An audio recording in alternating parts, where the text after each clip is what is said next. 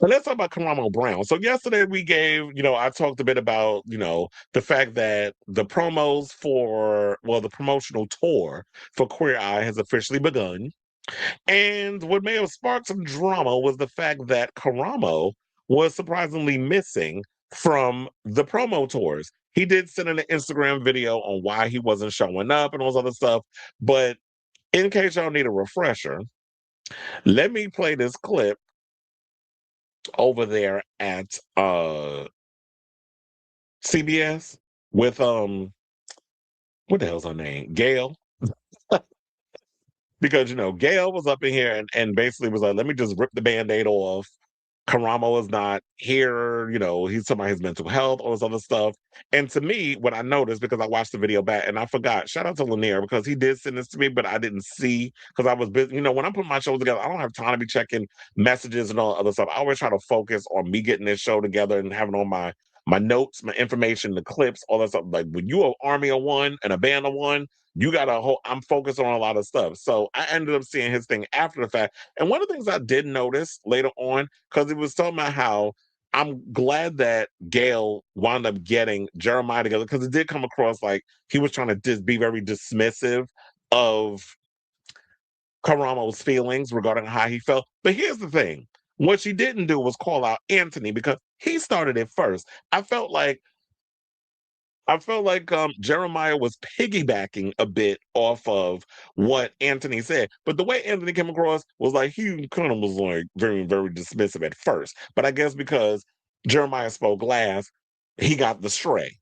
But then again, we're going to get into the next part, which is Karama started unfollowing some of these hoes. And I'm going to tell you which one he's still following. But let's play the clip.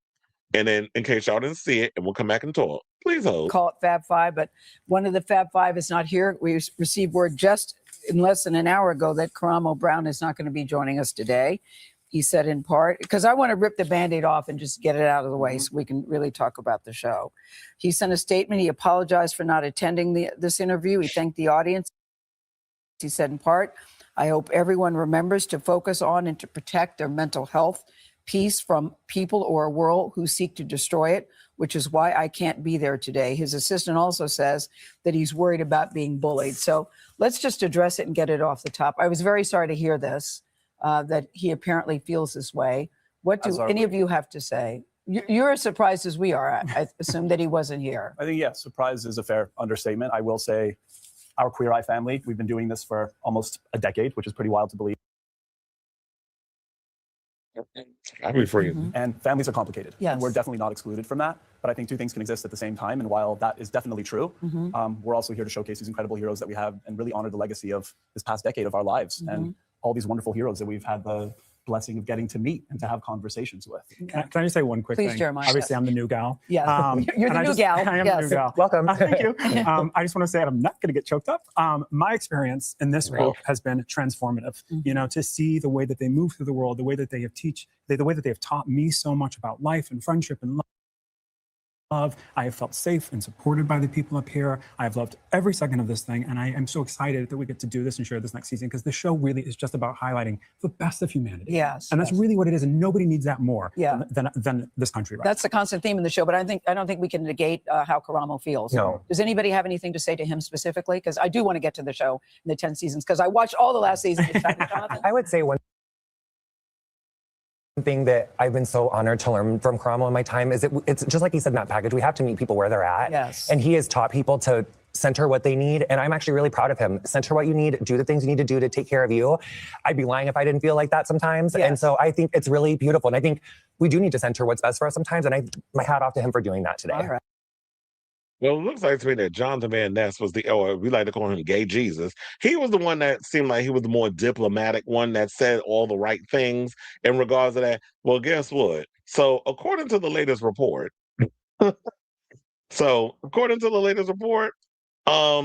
he has unfollowed everybody except, wait, hold on, because I opened up the wrong thing. He's unfollowed everyone except Jeremiah, who was the new guy. But I feel like at this point, the way he was very dismissive of his feelings, I wouldn't be surprised if Karamo started unfollowing him. And so yeah, he unfollowed him as well as he follows him. He unfollowed all the others except him and who was the other one? Bobby Burke.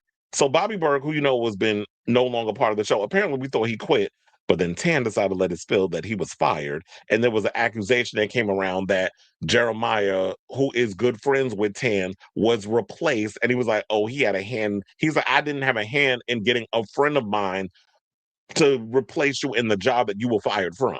So this is what the tea that they put out there. So it says, um, this week tensions came to a head when Karamo, the gang's culture and lifestyle expert, refused to join his co-stars in interviews on Tuesday. He allegedly did not tell his co-stars he would not be appearing, with Anthony Porowski, Tan France, Jeremiah Brent, and Jonathan Van Ness looking shocked and clutching one another's hands as CBS morning hosts they were doing too much with all the we have to hold hands like we're the Sex and the City girls sitting up here on this panel trying to look like we putting on a united front. They were just giving like, okay, y'all ODing with the body language. Because I'm trying to put on a united front in this situation. I was just rolling my eyes the whole damn time with the way they were trying to act on that damn show. So they said, while the quartet didn't go into detail, food and wine expert Porowski merely said their dynamic was complicated, and which goes to show that maybe there was some truth. Because if you really pay attention to what he said, it was like, yeah, while there's some truth and some stuff, I was like, okay, well, maybe that, there was some things going on behind the scenes and y'all not as close as y'all portray. And here's the thing, just like when you get a bunch of women in a room together, a lot of times when you get a bunch of homosexuals in a room together, where it's like y'all trying to fight for all that attention and egos and all that other stuff, people are gonna butt heads. So now, they do have their 10th and final season. I don't even know when that's airing, nor do I care because I don't watch the show. So they also said in 2024, it was announced that interior design expert Bobby Burke was leaving the show amid being replaced by Brent. Burke was 44, then revealed that there was off-camera situation between himself and fashion expert Tan France, who's 42, sparking wild theories about the reason behind the exit. After fans noticed that Burke had unfollowed France on social media, well, he actually was following his business page, but not his personal page. Because when they were going around promoting, he tagged everybody. And with Tan France, he tagged his business page that he barely uses, which got the sleuthing. And they realized that, oh, so there's trouble in the mist. And then that's when all this thing came out. So he said, yeah, it was something personal that had been brewing and nothing romantic. Just to clarify that, because apparently everybody thinks that when gays get together, that we can't just be platonic friends and we ain't all fucking each other. So then he said, should I have unfollowed Tan? No, maybe I should have just put him on mute.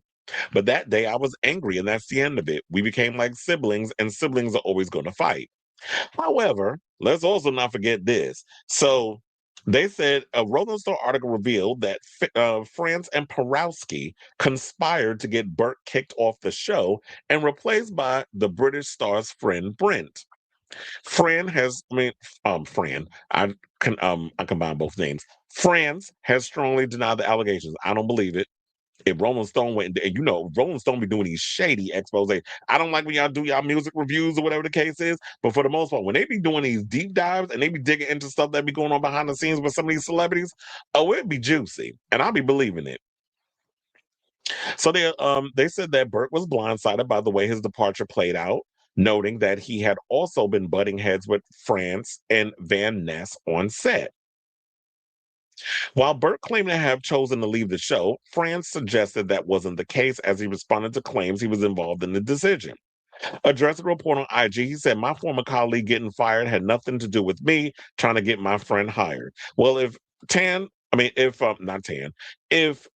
Bobby went in and did the whole, I wasn't fired, I quit. And you coming out here being purposely messy and revealing that, no, him getting fired had nothing to do with me. I ain't had nothing to do with that. That's you being shady. That's you trying to take control of the situation and ripping the Band-Aid off the wound and saying, well, what he's saying over there is not what happened. This is what happened. So you being a messy queen. That's probably why that damn fashion show that he was doing over there on Netflix ain't been renewed. So he said, am I so happy that they have a job? I really am. I think they're going to be incredible in the show, but I didn't get them hired by getting rid of somebody else. I ain't buying it. Now, also, Rolling Stone also did an expose on Van Ness. If y'all don't remember, um, this is where it gets confusing because you say you non-binary, but then mostly we always thought that by non-binary people use they them pronouns, but you call them he, him, she, her, they, them, and all the other acronyms. This is how people get confused because it's like, but non-binary meant they them. But no, you can call me he, you can call me she, you can call me Regis and Kathy Lee. Remember that line? As long as you call me. That's an old term from back in the day. But anyway, so there was a story that came out from Rolling Stone back in the day that did an expose on Van Ness where they said that they made the show increasingly difficult to produce and accused him of being emotionally abusive and with rage issues. Then he went and responded to the claims on a podcast called Table Manners with Jesse and Lenny. Wait, Jesse Ware, the singer, has a damn podcast? Speaking of which, I think she has new music coming out because I saw a trailer for it earlier today. They said where they claimed that the accusations were not based in reality. So Van Ness said, or as we like to call Gay Jesus said, I think a lot of people were like looking for a reason to hate me or like looking for a girl. If you say like one more goddamn time in a sentence, like looking for a reason to be like, see, I always knew they were a fake. See you next Tuesday. And this is the proof. Van Ness added the cast first learned of the expose 3 months before it was published and claimed that a lot of the information they had been gathered was taken out of context in order to make them look as bad as possible. They branded the article as completely untrue and alleged that it was done in bad faith, but did admit that there were times when they snapped at people and could have done better. So if Rolling Stone is exposing all this and said, well, it was taken out of context, and you making me look bad. But yeah, there's moments I would have a moment and I would snap at people and I could have had a better approach in my attitude. So it was an exaggeration for, you know, pomp and circumstance because you like to add a little extra seasoning in the gumbo every now and again to give it a little more flavor. But the foundation, the base of it all is still there. That's not so it's like you're making it sound, oh, they was making up the whole thing, but you openly admitting that yeah, you would have little outbursts every now and again. So you trying to call Rolling Stone a liar, but then admitting it in so many ways. The bombshell report claimed there was a real emotion of fear around them, meaning Van Ness, when they got angry. It's almost like a cartoon when it oozes out, where it oozes out of them. It's intense and scary, they added, further claiming that Van Ness was a yeller who would explode once a week. Maybe she bipolar. One source said that Van Ness has a very warm, very charismatic side to the personality, which is what the public sees, but then another side that comes from out behind the scenes. Well, that's like most celebrities. They all got split personalities. On camera, they're the nicest people in the world. Behind the scenes, they are Satan incarnate. And then they also went and said at least once a day, they would need to yell at somebody. It might be something small, but there's always going to be somebody to point out and blame and make the villain of the day. They alleged. Rolling Stone also claims that the Queer Eye cast were engaged in petty disputes and competition with each other over screen time and who was the top star of the show. Didn't I say that earlier? I didn't even read this article. That was kind of like the assessment I gave. That it was just like, y'all got like women, when you get a bunch of them in the room, there's egos. Especially when you're dealing with 5 homosexuals and y'all careers is kind of like y'all not, y'all ain't Beyonce. So when you out here trying to fight for that screen time, that's what you're going to be getting. You're getting egos. Now, while each cast member has gone on to find success in their own terms, Van Ness was arguably the breakout star of the series. Not only do they have the most social media followers of the group, they also published 3 books, including a New York Times bestseller, and launched the hit podcast Getting Curious with Jonathan Van Ness. The podcast was turned into its own standalone Netflix series in 2022 and also has a successful hair care line called JVN, which is stocked in Sephora. Well, that actually worked because, let me tell you something, Jonathan Van Ness got some gorgeous hair. So if you're looking at that, that's definitely going to give like, a hair care line definitely works. Kenya Moore was good. Now, they said despite the damning allegations made about the cast, production sources insisted that the Fab Five's intentions and interactions with the heroes, the contestants, are genuine. They said the experience that the Fab Five gives to the heroes, that's very real. A lot of people who believe in that message and care about it work very hard and lose sleep to make a quality show that people care about. Now, Inside the next series of the show aired as planned and was nominated for 3-time primetime Emmy. Okay. So, I was like, is there anything else to add to this? Because I just feel like it's just going on and on. You know, Daily Mail, y'all will sit and turn a thing that, let's get to the point, but y'all will sit and turn a 20-minute and something into 20 minutes. I'm like, this article don't need to be this damn long. So y'all pretty much got the point. So I just want to know, like, what's going on with Karamo? Like, I get it, protect your peace, do whatever the case is. You know, you played the game for as long as you did. You gave this show a good 10 years, whatever. I never got into it. My Queer Eye is the original one with Carson Kressley and Kyan Douglas and Jay Rodriguez and all the other members of the group. I forgot the other two. But that's my Queer. And remember that song, All Good Things Getting Together. However that song went. I think Pepper Mache did the song. Let me tell you, those were the days. We had a good theme song. It was giving circuit party tease with the theme song. And then we had like the real Fab Five. And it was a fun, happy show. And everybody went on and did their own thing. You already know Carson Kressley did 12 seasons of Drag Race. I just discovered that when he was on the Roscoe's with Naisha Lopez and them. He was on there, and what's her name? The one that was the queen that was just eliminated. First of all, I hated that episode. That episode was boring as hell. And the only reason why I was boring is because Fenton Bailey ass was in that damn audience. So when you got the co-CEO and owner of WOW in the audience, you can't really go in and let have, because the way that they did, oh my God, how I forget her damn name? The girl that was just eliminated. When you did her, y'all did her dirty. And I'm gonna watch that preview that they just released of Drag Race, because I heard it was good and it was juicy.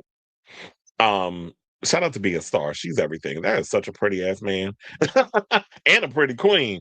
So because Mia went in the clips when I was reading the comments. I didn't get to watch it, but this episode this week, it looked like they're about to rip the band-aid off and the girls are going in, because they were like Briar Blush should have went home. But we know why they kept her. We know why production kept her. So, I feel bad for Karamo and this whole. But look, quiet as it's kept, I was reading some of the comments and people said that Karamo problematic his damn self. So, why he out here playing the victim, that he got to protect his mental health. And I'm sure they all was like, when the cameras are rolling, we gonna come and do our job, and we here to serve these people and do what we got to do. But behind the scenes, we don't like each other. We tolerate each other. Y'all, if we wasn't working, I probably would have punched you in your damn throat. I'm sure they all probably have that way about each other. But then they go up there with that politically correct condescending mess. And shout out to Gayle King for calling that out, because it was like y'all were being very dismissive of his feelings. But some of the people were saying that Karamo ain't no angel in this situation either. I don't know. I need to hear from the people that know if they're going to speak out and expose whatever it is that he got. If Karamo's been problematic on the show and rude or whatever the case is, definitely drop it in the comments, because I want to hear it. But in the meantime, we just going by the information that we have here. And while I was not somebody who was an avid Queer Eye watcher, you queens are messy. So say all this to say, what do you guys think of this story? Because it is definitely getting juicy. And it's definitely something I feel like we're going to be hearing more stuff about as the rollout of Queer Eye, ascends upon us, especially this final season. So let me know what you guys think of this story in the comments down below.